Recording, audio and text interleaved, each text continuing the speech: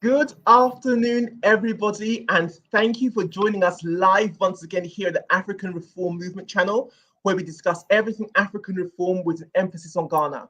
As ever, I'm your host, Uche. Hello, thank you for joining us.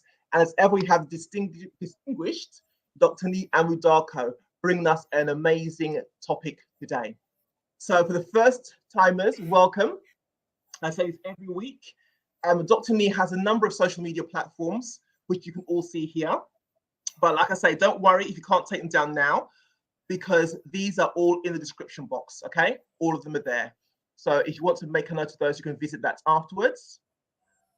And all of Dr. Nee's books can be purchased at his book nook store. Weep Not Africa, Fifth Republic, I keep forgetting this man's name. And your chair, isn't it? The Start to Follow is him? No, Tete Kwashi.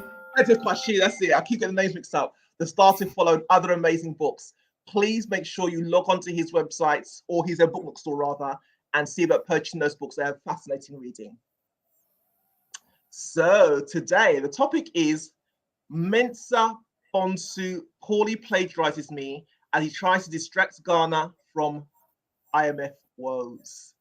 Dun, dun, dun, dun. Sounds very, very, very strong. So it's going to be a power-packed topic. So please join in, pay very close attention to what Dr. Nee is saying. And as always, make use of our live stream here. Post all of your questions live. And at the end of the discussion, I'll let Dr. Nee know what the questions are. So Dr. Nee, as ever, over to you. Thank you very much, Uche. And those who have made time to see or to watch me today, we're talking about something very important. As you all know, the majority leader in Parliament, Chair Mensah-Bonsu, Honorable Chair Mensah-Bonsu, delivered a speech somewhere, I think on the 14th or thereabout, or sometime this week anyway. And he made some recommendations, or he said certain things about the constitution. Now, it's very interesting because, as far as I remember, this gentleman has been in Parliament for the past 25 and a half years. So I'm just wondering what happened. Where, when, and how did the epiphany happen? That all of a sudden he's talking about amending the constitution. Very interesting, because you think that, oh yeah, maybe he's saying that just to distract Ghanaians from the IMF fiasco. Or some of my guys say, oh, it looks like now everybody's talking about what you've been saying for years about a new constitution. Mensah-Bonsu also has latched onto it. Maybe he's trying to do a catch-up, so that come 2024, you will bridge the gap between you and his party regarding the new constitution, because we have made it our goal that 2024 is going to be between the new and the old. So maybe he's trying to preempt what you've been saying for so long. But when I read the speech, I found very interesting points in the speech. All right, I think I'll try and stick to the point. So let's have the first slide.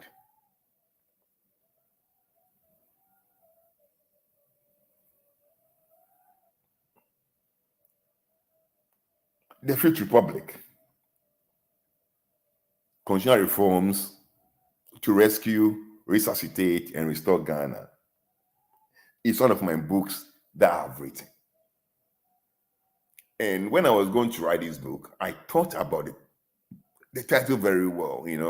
Should I make it a new constitution to rescue, resuscitate, and restore Ghana, or constitutional reforms to rescue, resuscitate, and restore Ghana? In the end, I settled on constitutional reforms to rescue, resuscitate, and restore Ghana, for the simple Further, when you say constitutional reforms, it is like you are starting from what is there. It doesn't sound so revolutionary. When you say a new constitution, it sounds very, very revolutionary. So I decided to stick with this one. Somehow, Mensah-Bonsu is not talking about things that I've spoken about for the past 22 years. After 25 and a half years in Parliament, after this constitution has been there for 30 years, now he's talking about some funny changes. All right, next slide. Mensah-Bonsu's point I mentioned. He spoke about the presidential system or the Westminster system. He spoke about president and prime minister as opposed to what you have now, president and a vice president. Then he spoke about number of ministers. Then he spoke about parliament. And he spoke about electoral commission. That's all good. I've discussed all these things in detail in my book, Afrimocracy, Democracy Brewed in African Pot. The interesting thing about Mensah-Bonsu is that he doesn't appear to know his own history. Why must an independent country like Ghana move from the American presidential system to the British Westminster system? Were we sleeping on trees when the white men came to Africa? If Mensah-Bonsu knows his history, he will know that an Ashanti man shouldn't talk like that. Because the Ashanti Kingdom is older than the United Kingdom. Ashanti was founded 1701. And UK was founded 1707. Ashanti is 6 years older than the United Kingdom. And several dozens years old than America. So if the American system has failed, why must we go to Britain? Why must an Ashanti point to Britain as our salvation when he comes from a kingdom that is older than the United Kingdom? Where the founder of Ashanti, Okonfa-Noche, in my opinion, was smarter and wiser than Abraham Lincoln or whoever from the United Kingdom. But that's our problem. We don't really understand what independence means. For us, it's just transfer of power, transfer of political power. It doesn't strike us that it's the opportunity to develop a system that suits us, that can make us competitive in the world, and that we can also add to the knowledge of governance in the world. We don't think like that. All we want is ready-made. But as you know, ready-made suits do not always fit exactly. Next slide.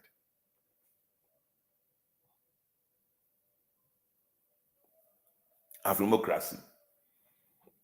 In that my little book, I discuss the states, the executive, the legislature, the judiciary, electoral commission, and council of state, the pillars of the state.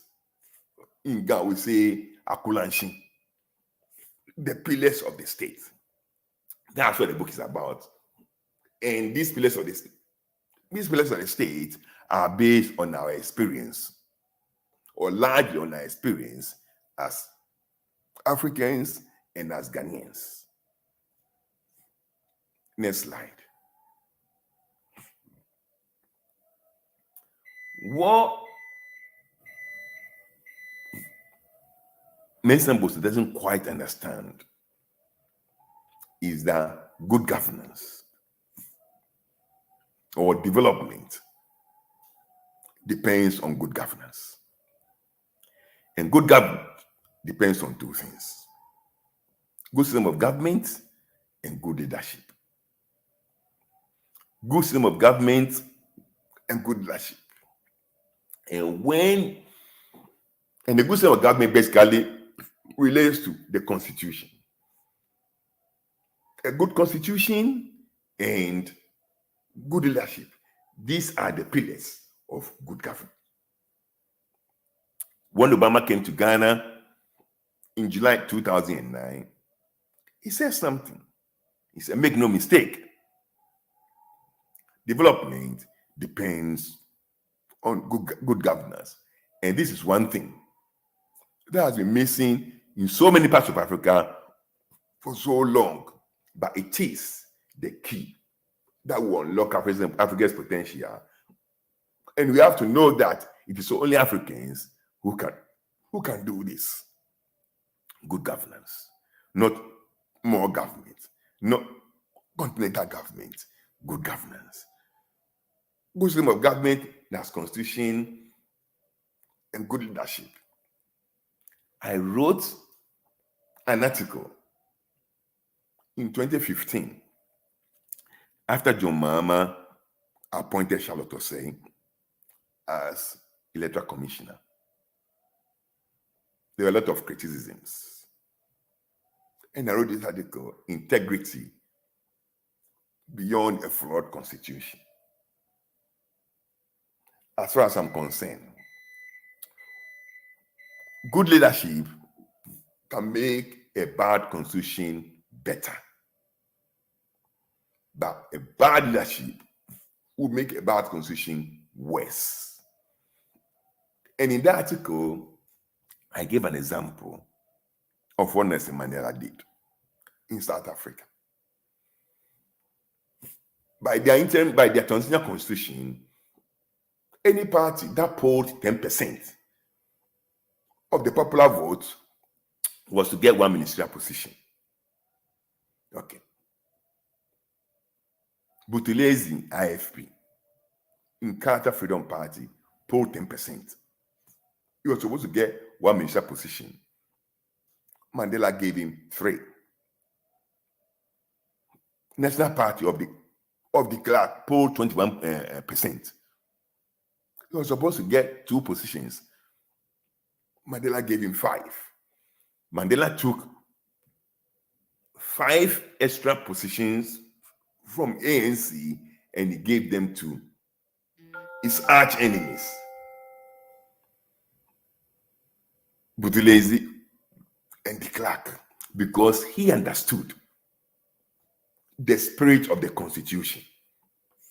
Although he stipulated that 10% equals 1, he decided that he will go beyond the minimum. Like Jesus Christ said, if you're asked to go 1 mile, go 2 miles.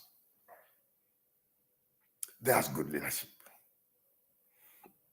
What you have in Ghana is bad constitution and bad leadership. So people come and they look at loopholes in the constitution and they dig into it. And those were some of the things that Mensah-Bonsu spoke about. But it's taking him 25.5 years to come to realization of what I've been saying for 22 years.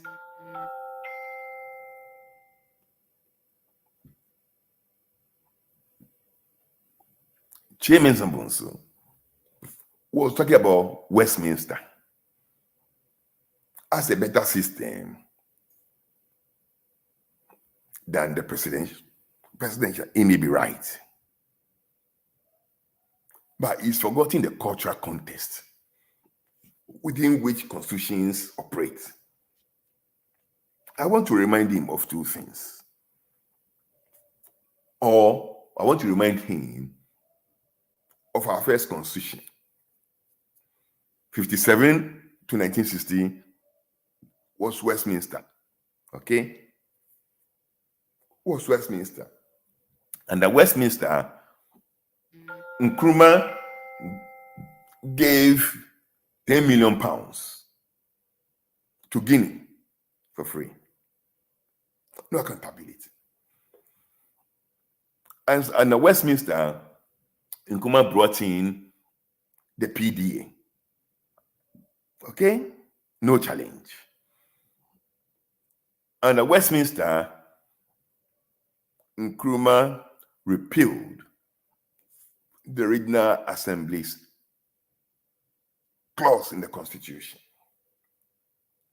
So, Westminster may be better than the presidential system, but our history as a people doesn't fully agree to that, because we operate within a certain cultural context. It wasn't only Nkrumah. Under Westminster in the Second Republic, Buzia told the Supreme Court that no court could tell him what to do. When Salah took the government to court and won the case, Buzia said, no court. Now, if the Prime Minister of Australia says no court, he will lose his job that same day. But Buzia said it and didn't lose his job because we operate within a certain cultural milieu. So, yes, I have lived in South Africa, which is a presidentialized form of Westminster. I lived there for 5 years. I have lived in Australia for 22 years, which is a classical Westminster. So I have a fair idea of Westminster. It is better in terms of accountability than the presidential. And that's the reason why post-colonial African leaders all dumped Westminster and went to presidential because nobody could control them. They are notoriously allergic to accountability. They are very indisciplined. Their counterparts in Asia, India, Pakistan, Malaysia, Singapore, all of them have maintained Westminster. And are we better than them? No. But like I said,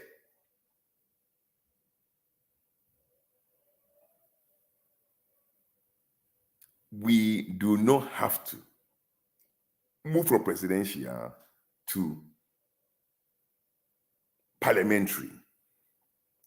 You don't have to move from America to United Kingdom. We were not sleeping on trees when the white man came. We've had our own kingdoms, the greatest of which is Ashanti. And Ashanti is older than both the UK and the US. So why don't we learn from Ashanti?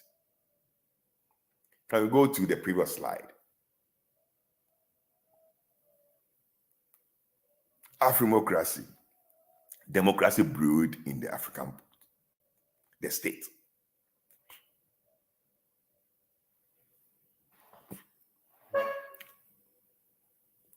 As far as I'm concerned,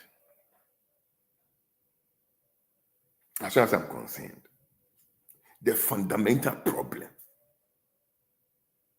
of our constitution is not the number of ministers. It's not this. So the fundamental problem of our constitution is the unitary state.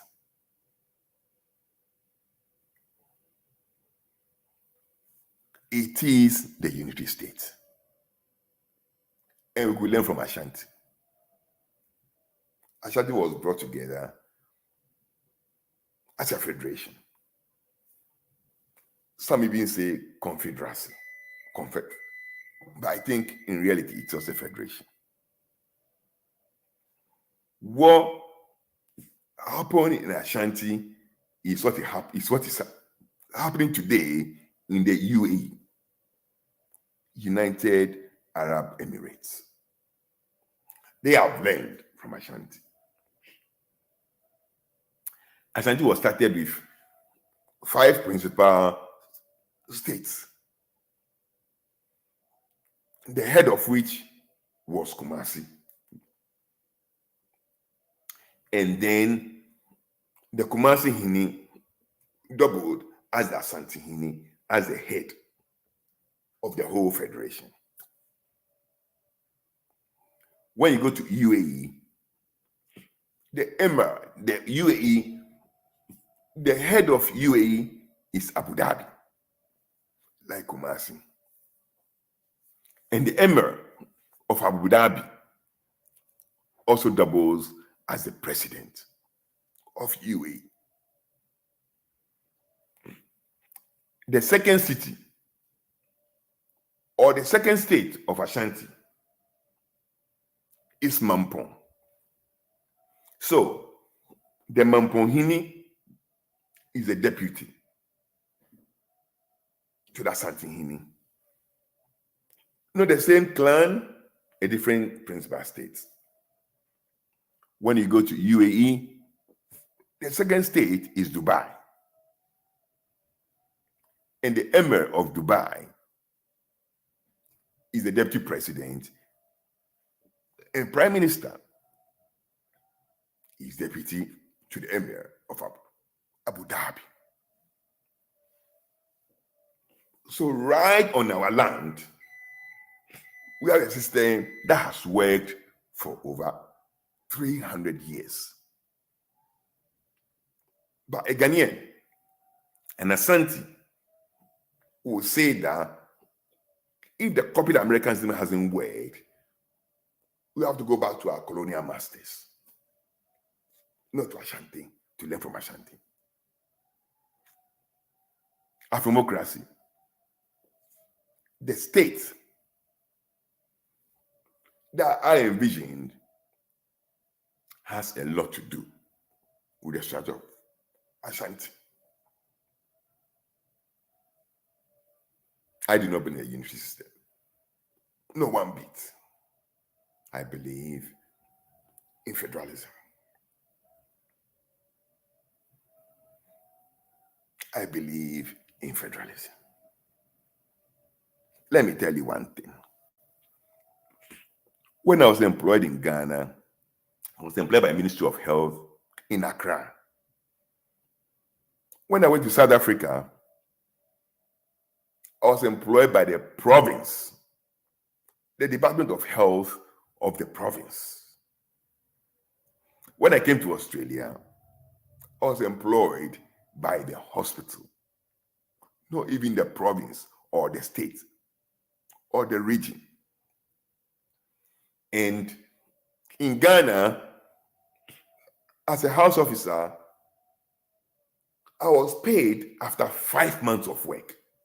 Not only me, the whole group. That tells you the efficiency of a unity state. This is my experience. When I went to South Africa, it took a month. When I came to Australia, it took 2 weeks.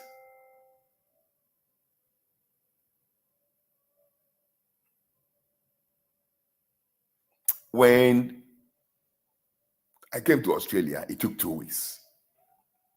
What took 5 months in the United States took 1 month in a semi-federal state in South Africa, and it took 2 weeks in the fully federal state of Australia.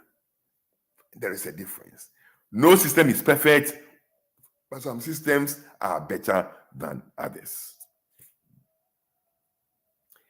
In Ashanti,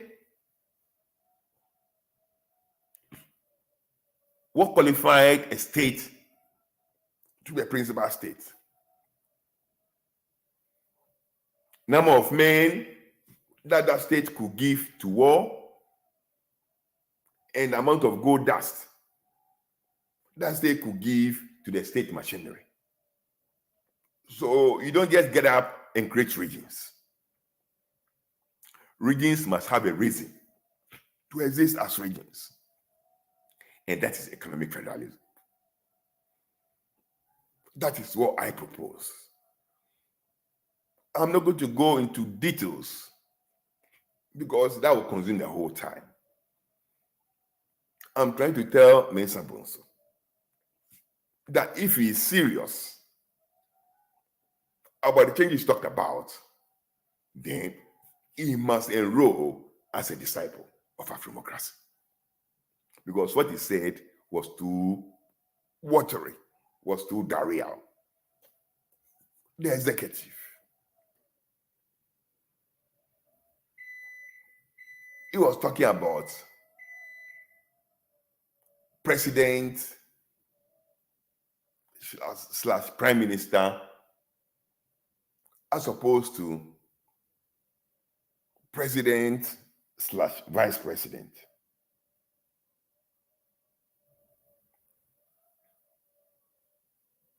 I've discussed this extensively in Afromocracy and also the Fifth Republic. And the first example I use to support my prime minister was the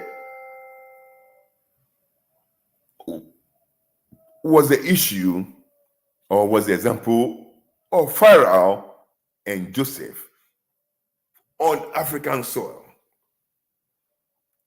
That was the first recorded account of split executive. It's somewhere in, I think, Genesis 37 or thereabout. You can read for yourself. That is why I say democracy brewed in African pot. 4,000 years ago, an African pharaoh realized that to have an efficient system, you need a head of government. It must be a very wise person. And the first head of government ever in recorded history was on this continent, and it was called Joseph.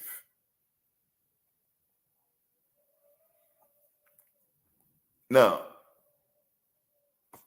Mensah-Bonsu doesn't have to go to UK because the UK system is a joke. Actually, he was even confused. He said that the vice president position should become the prime minister. But in Westminster, executive power is with the prime minister. So if the vice president position becomes prime minister, what will happen to the president? He's going to lose all his authority to the prime minister. Because in Westminster, the president is ceremonial. You must understand that.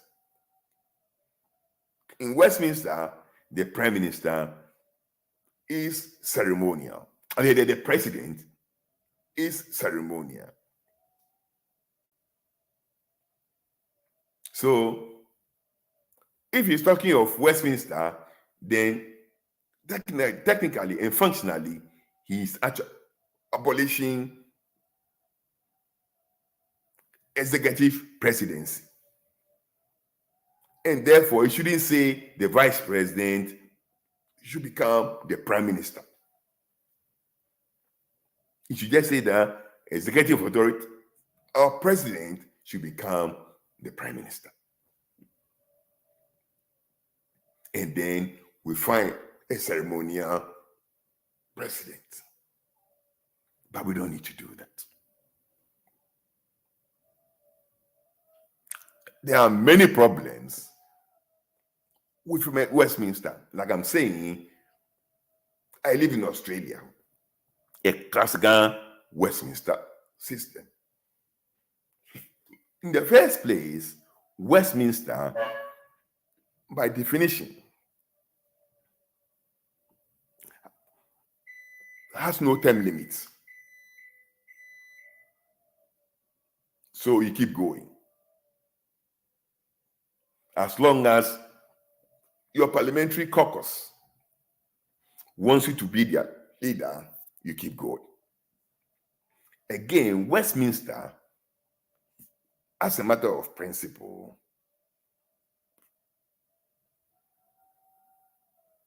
is a limited franchise system. What do I mean by that? It means that only leaders of parties can be prime ministers. No independent candidate can ever be prime minister, because you have to be the leader of the majority party in parliament to become the prime minister. So that limits choices. I've been in Australia. From 2007 up to May this year, no prime minister has completed his term, not even one term. As long as you go to sleep today and tomorrow, there will be a coup and you have a new prime minister. Because your prime ministership depends on your colleague MPs. So it can be quite unstable. Secondly, or thirdly, the prime ministership under Westminster, or the prime minister, can be a hostage of the backbench. Actually, yeah, of the backbench. A backbench revolt will remove you from power immediately. There are problems with Westminster. We have to decide whether we want democracy or we don't want democracy. What J. Mensah-Bonsu doesn't understand is this: whether the American system or the British system, both models are based on oppositional politics, adversarial politics.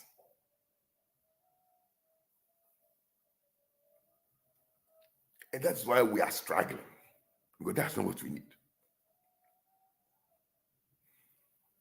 We need consensus politics, because we have a long way to go. And there is no basis for us to have adversarial politics. For us to have oppositional politics. Look at what is happening in Parliament. Because of 11, they even brought a sick man from his bed to come and vote. It means you cannot think. We cannot sit down and draw a proper plan for Ghana because of oppositional politics. One party jubilates when the other is struggling in power, and we keep turning it.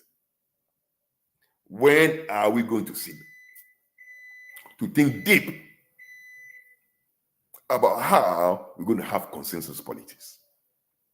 And that's what democracy presents.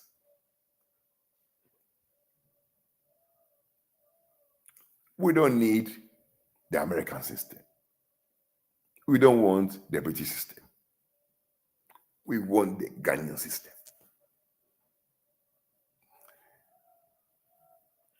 I think I have to take time to go through all these things one by one, because time is not, I can't go through all of them at the same time. I'm just giving you the principles. The legislature. So under democracy, we have split executive. The president as head of state and the prime minister as head of government. And the prime minister is going to be the head of a maximum 25 member cabinet. You've got arrangement seeing how that will work. It's all part of constitutional design. But the prime minister is going to be appointed by the president. We will vote for the president, and the president, like Pharaoh, will take part of his power and give it to Joseph, the prime minister. We will talk about this properly. When you come to, I'm talking about Ashanti, when you come to Ghana, the Mankralo is the prime minister. So in the Ghana state, Gamanche is the president from Abola. The Mankralo is the Sempe Manche from a different clan, similar to Ashanti. So traditionally, the prime minister of the Ghana state is from a different clan, from a different town. So it is possible under democracy to have the president from party A and the prime minister from party B, because we believe in consensus politics. I've been about all this in our democracy. When you come to Osu, the Osu Manche is from Kinkawi, Ediben Sabe. He is the president of the Osu Traditional Council. His deputy, the Osu Mankralo, is from Osu Ashanti. Again, from a different suburb. So you can have a president from Group A and a prime minister from Group B. We need to destroy the winner takes all. And the formula and everything is there. Now I come to the legislature. Chairman Mensah-Bonsu spoke about it, that they must look at the functions of the EC, Electoral Commission, and EC must look at how it creates constituencies. And he said that the formula should be based on population quota. Population quota is the total population of Ghana divided by the number of parliamentary seats. So, for instance, if our population is 30 million and our seats, we have say 200 seats, it means that the population quota is 150,000. That is, every constituency must have plus or minus 150,000 people living in it.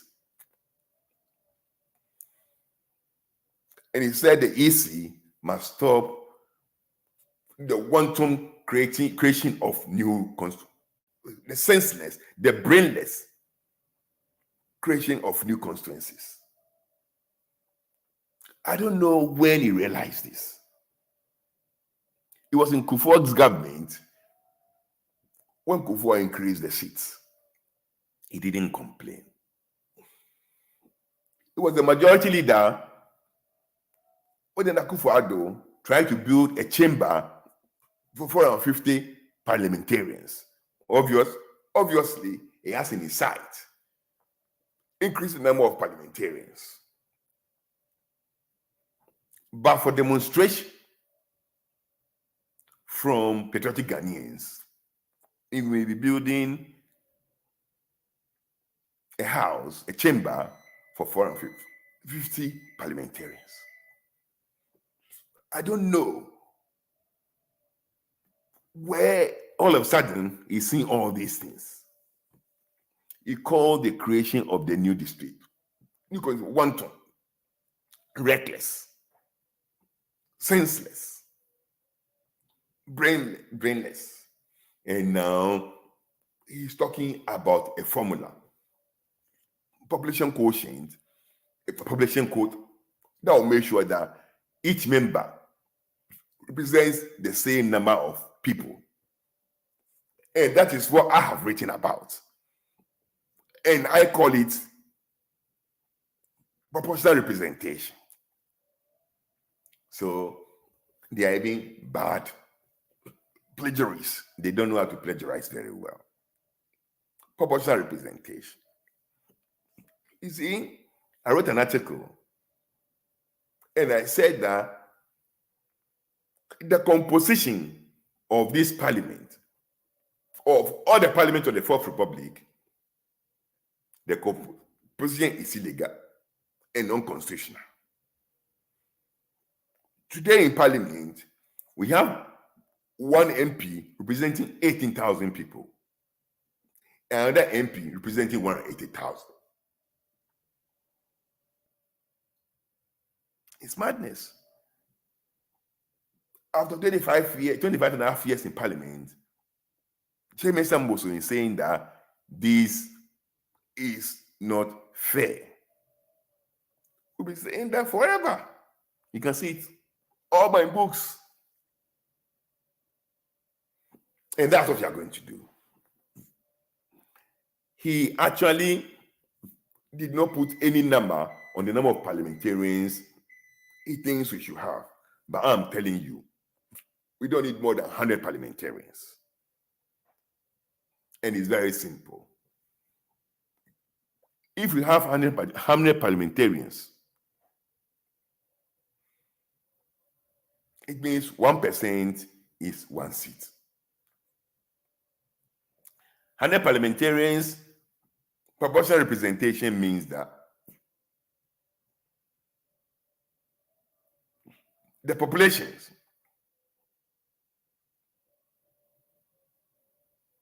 of the regions is what should be used to distribute seats in parliament. But we all know that our census cannot be trusted.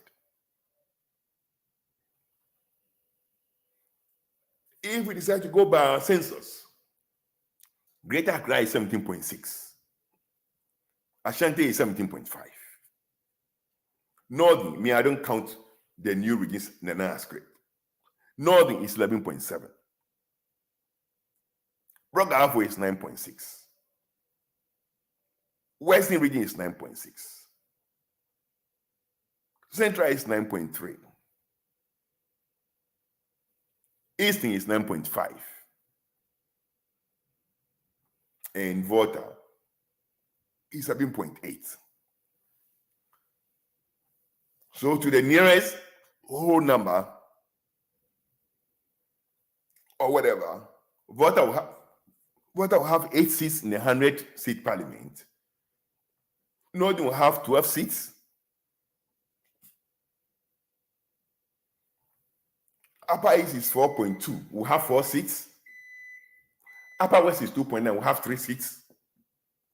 And by so doing, we have fair representation. Ashanti and Greater Accra will have 17 seats. And by doing so, we have fair representation. That's what we need. But we can't trust these population figures. So what I propose in my books is not population quota, that may be electorate quota or whatever, so that after elections, the percentage of voters in each region will determine the number of seats. So, if Ashanti polls 20% of the national votes, it will have 20% of seats. If voter vote 10%, it will have 10% of seats. At the end of the day, we'll get 100 seats. Proportionally shared. I call it chempe, as in tree, or shebo shebo in Ghana. How this position will be filled will come in the next discussion. We can't talk about all here. But what I'm telling Mensah-Bonsu is that what he said is what I've been saying. To be fair, in my book, in the first day, you see all these things there. To be fair, we have to make sure that each MP represents the same number of voters. You can't have one MP representing 20,000 people and another MP representing 200,000 people.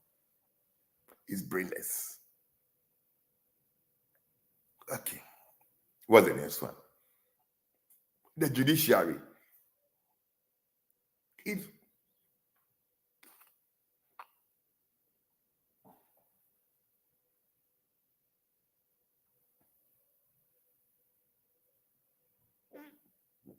He didn't talk about that, so I will leave the judiciary out for now. The EC, he spoke about the EC too.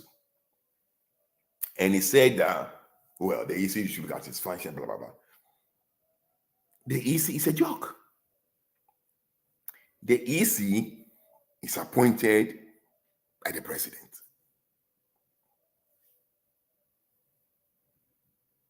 A president who is a player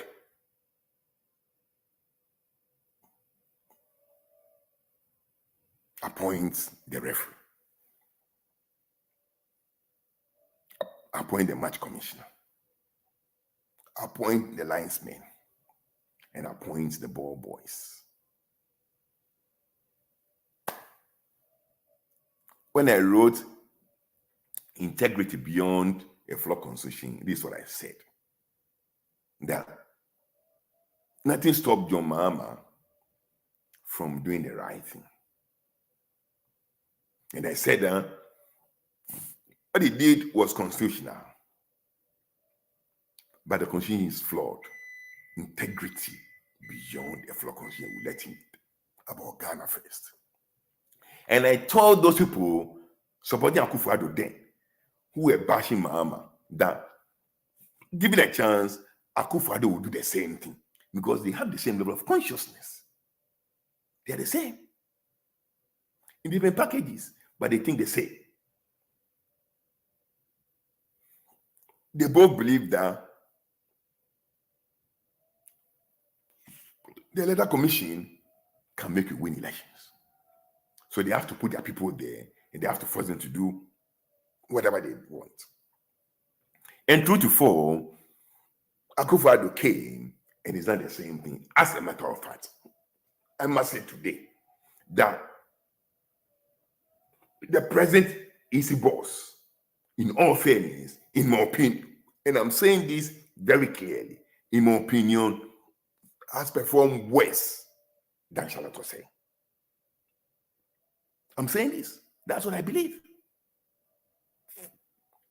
We need a new EC. Next slide.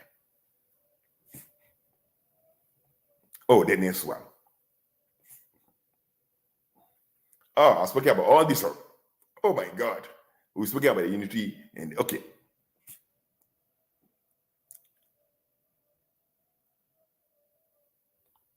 What's his name? Honorable Chairman Mensah-Bonsu said that the president alone appoints about 5,000 people.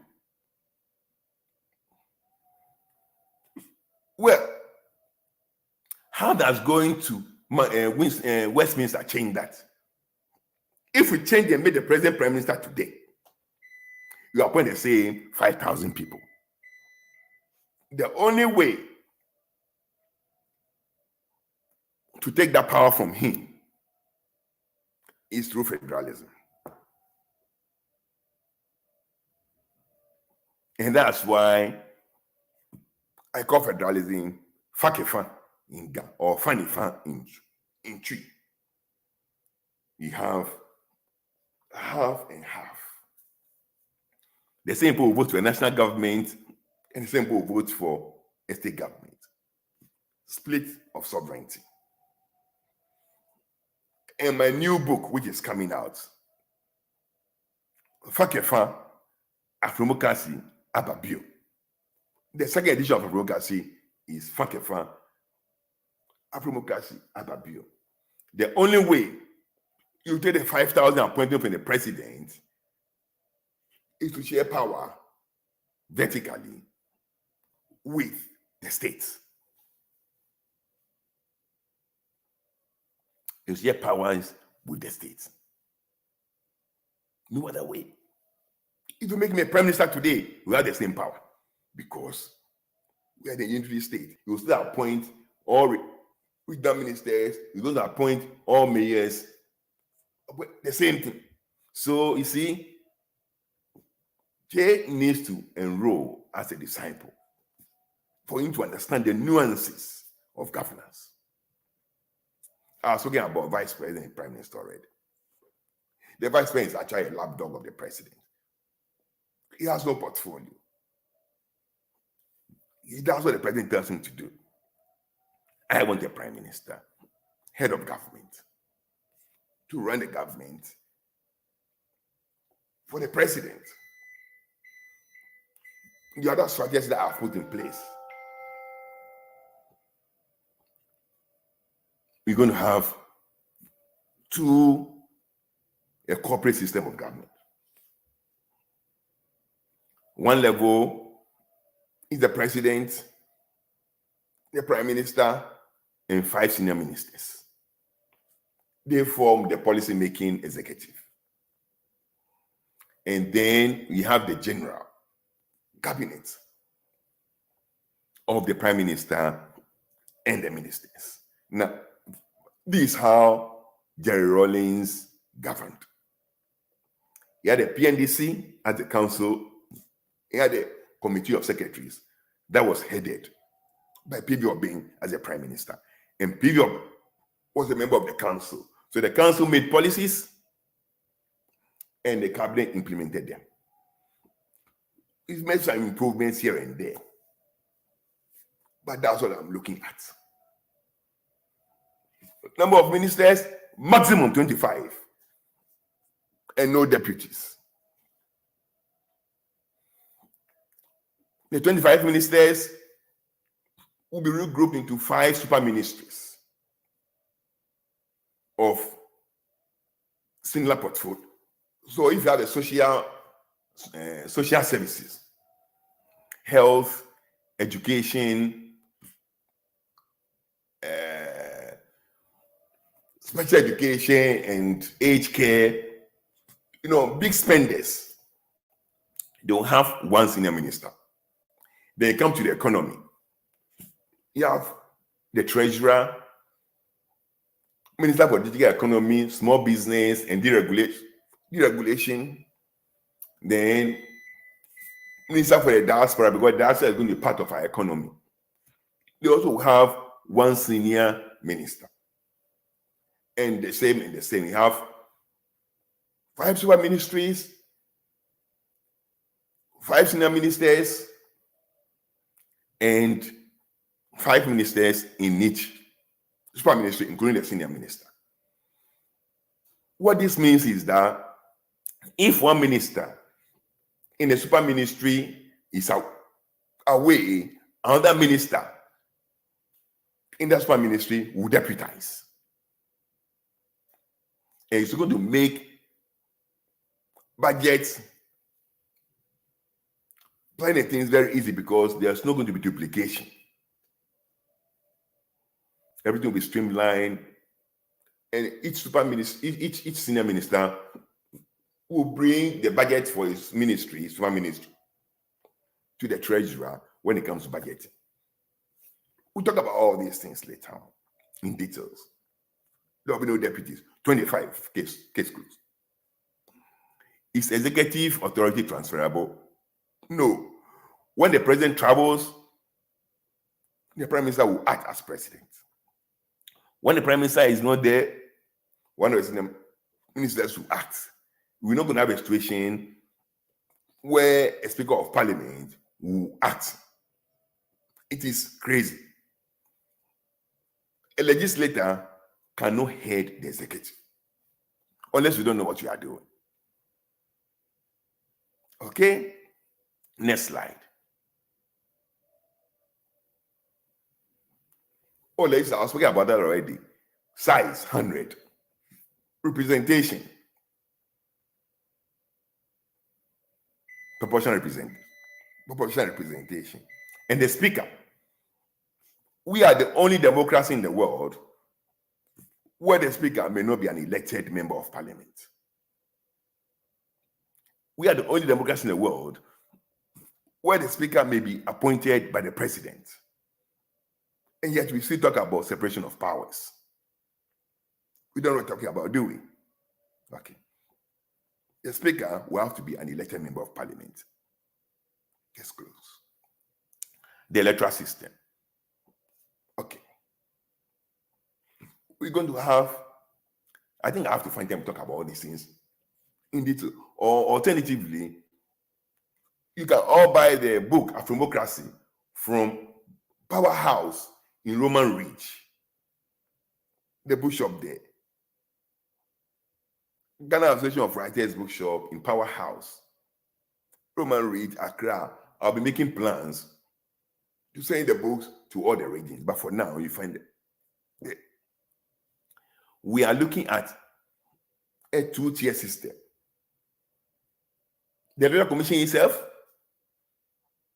and the Electoral Secretariat. The Electoral Commission is going to be made up of an appeal court judge, government statistician, the Auditor General, the IGP, and who is the fifth one? I've forgotten. They will make up the Electoral Commission. It doesn't matter. These are statutory officers. Transparency. Independence. And then they will advertise for the position of Chief Electoral Officer. And they will appoint the Chief Electoral Officer, who will do the work of what the Electoral Commissioner is doing now. The Chief Electoral Officer is going to be the head of the Electoral Secretariat. It's going to be like a ministry, except that it's not the president who is appointing anybody there, but the Electoral Commission, which is a part-time body, is like the board of governors of a corporate body. They would interview eligible Ghanaians to become Chief Electoral Officer, to head the Electoral Secretariat. And then they also appoint 6 directors for the 6 different departments: elections, legal, education, human resource, publicity, and research, and another one I've forgotten. So this direct, all will be appointed by the Electoral Commission to help the Chief Executive Officer, the Chief Electoral Officer, run the Electoral Secretariat. No president will ever appoint the Electoral Commission or the Electoral Secretariat. Oversight. The Electoral Commission itself is going to report to a joint standing committee of parliament. But These are the principles. We need a new state. We just don't need a new government. Yes, and the ARM-inspired government will be better than any government this country has ever seen. But we need more than that. We need a new state, a new system. Next slide.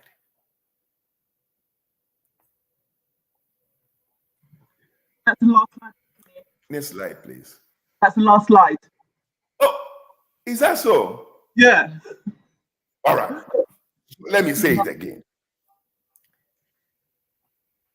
An ARM-inspired government will be better than any government that this country has seen. But we need more than that. Good government or good governance depends on a good constitution and good leadership.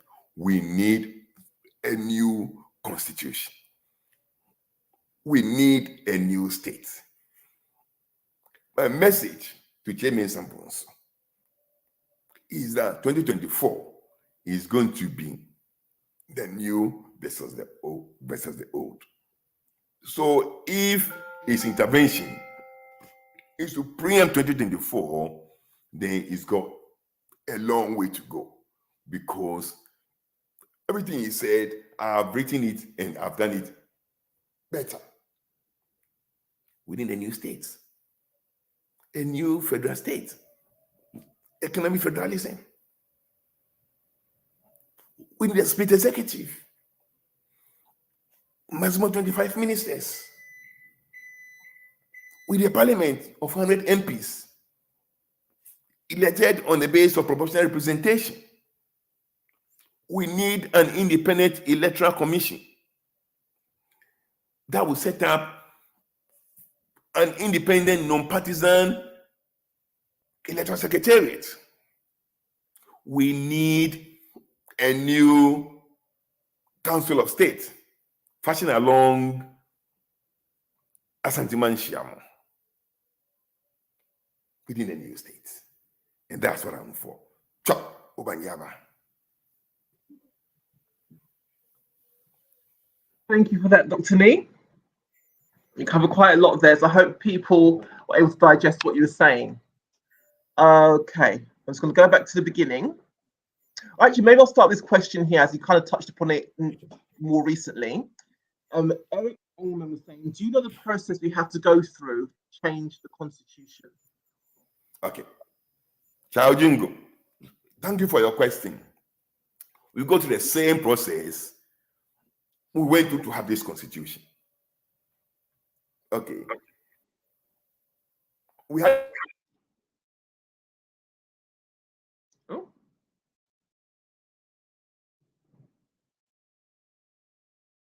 Oh, what's happened there?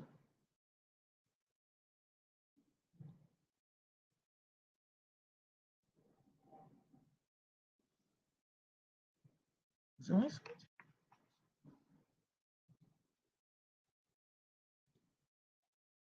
Oh goodness, what's happened?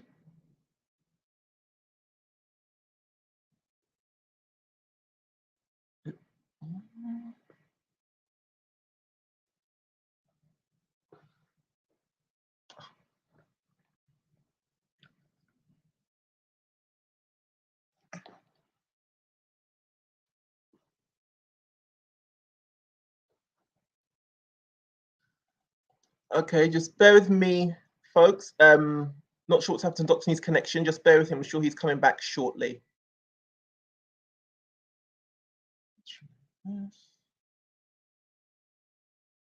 Just bear with me.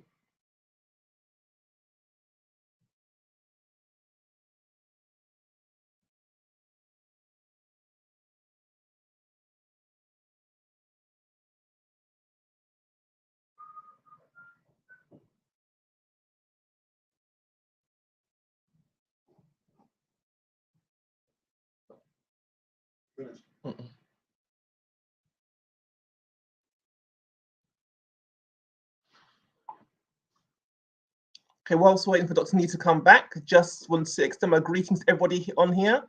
Greetings, Kenneth.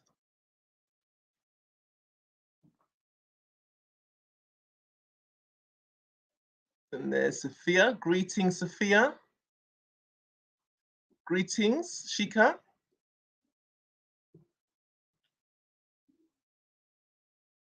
Greetings to you there, Eric. Greetings to you there, Andra. Thank you for joining us. That's everyone who has commented.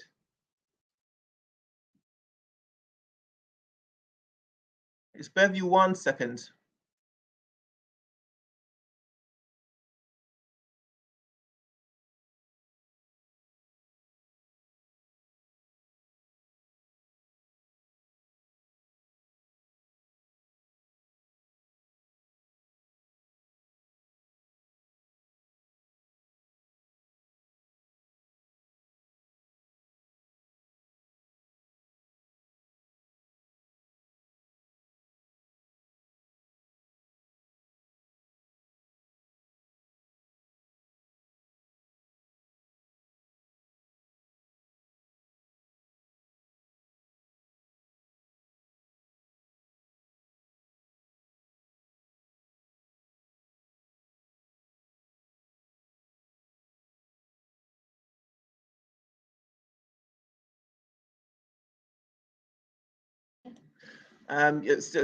Yeah, just waiting for Dr. Nee there.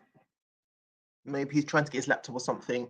For those of you who didn't catch it, he mentions where to get the books from. It's Powerhouse, Ghana Writers Association in Roman Ridge. Just for those of you who are actually in Ghana at the moment, that's a place where you can get the book, okay?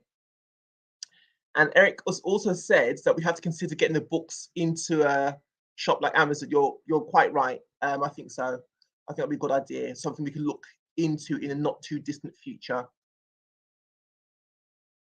So just in case I won't pass that too quickly, that's the name of the place you can get books. Powerhouse, Ghana Writers Association, Roman Ridge. Let's try one more time.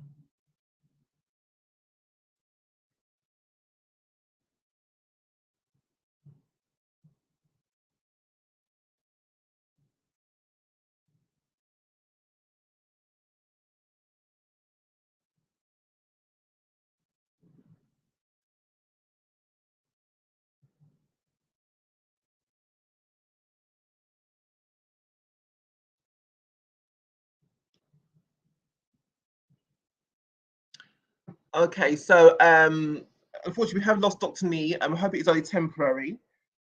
As far as I can see, the internet here is fine, but something's obviously happened. Oh, here we go. I'm back. Hello, what happened there, Dr. Nee? Yeah, my battery died. Ah, okay. So this is the question you I were asking. I was answering the question. Yeah, that's correct. It's Eric's. Okay, so we'll go through the same process that we went through to get the condition we have. That's why the condition preamble says that we are able to hereby adopt, enact, and give this condition to ourselves. What's going to happen is this: 2024 is going to be a de facto referendum on the constitution, on the new constitution. Now, when we win, then Parliament will become a constitutional assembly to look into drafting the proposals that will give. After that, there'll be a referendum by the people to accept or reject it. But you have to understand that the whole campaign will be on the new constitution. So basically, we are going to the campaign with the Fifth Republic, with the draft constitution. If the people accept it, they will get it. If the people don't accept it, bad luck. So the process is the same: a draft, a referendum, and acceptance. Okay, thank you for that, Dr. Nee. This is an earlier statement from Shika, sorry. It says, true, Nee started his clarion call long ago. I remember people thought it was ridiculous. Yes, the girl, what's her name? Kakiadi. She's not the boss of NCC. She organized a symposium or whatever in Accra. I was in Australia, but I was video linked. Through her face were the panelists. And my message, that was in 2015 or 2016. I forgot. I even spoke from my clinic. Because of the time difference, yeah. And my clarion call on that day was a new costume. I told them it doesn't matter what you do. If you have a dirty bottle, you can even go for River Jordan and put that bottle, the water will be dirty because the bottle is dirty. If you want clean water, clean the bottle and put clean water in it. The constitution is dirty. You cannot expect a dirty pool or a dirty whatever to give fresh water. It doesn't work like that. They thought I was joking. Now, the majority leader in parliament has come crawling. When I was in fifth year medical school, when they brought this constitution, I downed it immediately. 25-year-old boy. I said, no, this is going to bring constitutional dictatorship. That time, my classmates are listening. They know what I'm saying. 1992, before it was born, I declared dead on arrival, DOA. 30 years later, pensioners are now saying it. Over 60. I said, oh no, we have to do that. No, I said long time ago. You know the problem? We know what's going to happen. It's not only Mensah-Bonsu who try and plagiarize. You can't talk about a new country in Ghana without plagiarizing me, because we have everything. Everything, I've covered everything. So whatever anybody will say will come from my books. I don't mind. They just acknowledge. I honestly don't mind. We all want the betterment of Ghana. They just say, look, we have seen the light now. We've had our on the road to Damascus encounter. We've changed. Our brother was right. The problem is the constitution. No problem. But they cannot behave like, oh, they are coming with something new. No. I said, long time ago. From 1992, that time there was no Facebook, this and that and that and that and that. And I was in school, busy studying for my final exam in 1983. But when this thing started, at the Soyez Gadangbe Forum, 2000 or 2001, I started writing there. All the records are there. Where were they? The later day saints. But it doesn't bother me. It doesn't bother me. The problem we are having is that we need a new philosophy of politics. It should not be about the struggle for political power, because that is oppositional, that is adversarial. It's about harnessing the community's energy for its own development and progress. And that means you have to find a formula that will include everybody. That's what democracy is about. I'll be talking about each point on its own subsequently, because I cannot talk about all these details in one program. But me too, me first. Okay. On the ready-made point, when you say like we shouldn't just adopt, or Ghana shouldn't just adopt the American system or the UK system or other forms of government. Shika says, on the ready-made point, someone asked why we should reinvent the wheel. Because it hasn't worked. We shouldn't talk about we shouldn't talk as if you have never had a Westminster before. We started Westminster. And at Westminster, Nkrumah did everything he wanted to do. And at Westminster, Buza did whatever he wanted to do. We cannot underestimate the cultural context of politics, the cultural context of governance. And I'm saying that with that history on our books, with what I've learned in Australia about Westminster, that's what we need. From 2007 to 2022, how many years is that? 15 years. I think we've had 7 prime ministers in Australia.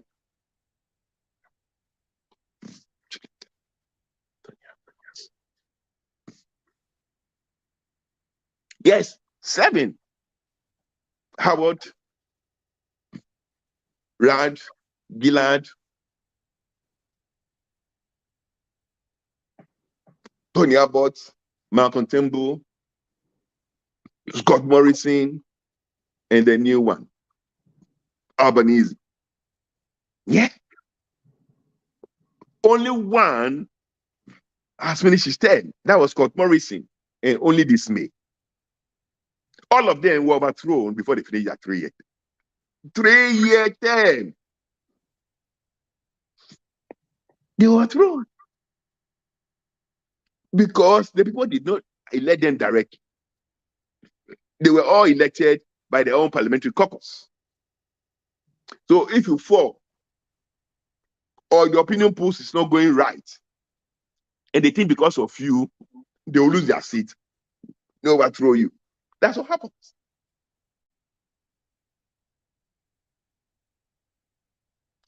Westminster is not the way you see it. Definitely, it's better than the presidential system because there's a level of accountability that you will not have under the presidential system. The prime minister is always in parliament to answer questions every day. In Ghana, under the Fourth Republic, maybe only Akamils could have survived the parliamentary system. Maybe in Kufuor. All the rest will never be prime ministers. They wouldn't tolerate that they're also running to sit in parliament to be asked questions. He wouldn't tolerate it, he couldn't answer it. And all the rest, Mills, yes, Kufuor, maybe. There is none. Akufo-Addo doesn't have the humility to sit down and go through that. So I'm not reinventing the wheel. I'm inventing an African system that will fit our cultural context. And Shika again said, if indeed they are poaching your ideas, the honorable thing to do is to reach out to you, is reach out to all of the good ideas, she said. Yeah, they should just say, look, our brother some time ago said this, we realize that he's closer to the truth. And we're quite happy to take these ideas and see how they go. That's fine. I don't care.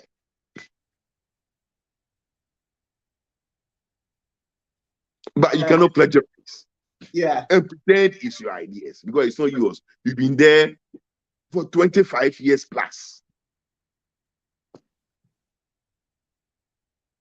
Eric England says we have to consider getting your books into Amazon.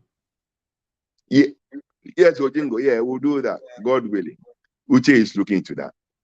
And then the final comment is says that use new wine in old wine skin?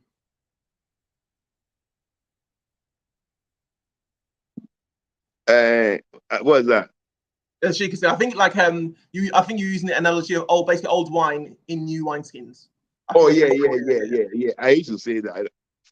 I mean, I used to say that because people would say, "Oh, they would say, oh, Bani, this is Shike's father. Why not in NDC? He got to NDC easy. Even your own father. I don't want to go into details, but how can I go into NDC? How can I put my new wine into old wine skin? Mm-hmm.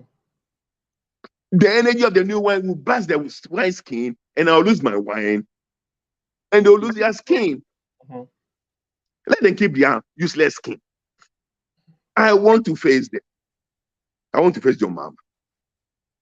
Stand here, and they should ask questions. Even he will not be able to answer any questions in his own budget. I'm telling you. You run away. Mm-hmm. So no. For me, never. That's why people don't even mention their names. Well, thank you, Dr. Nee. Thank you, everybody, for joining us. As you've seen, we've actually been quite a long presentation, just almost an hour and a half. Thank you to those of you who joined us. Thank you to those of you who submitted questions, much appreciated. As always, let your friends and family know. Share these broadcasts with those who don't have opportunity to watch it at the moment. And we welcome them joining in at any time and be part of the conversation. So as always, until next week, we'll see you. Have a wonderful weekend. Take care and stay safe. Bye-bye. Bye.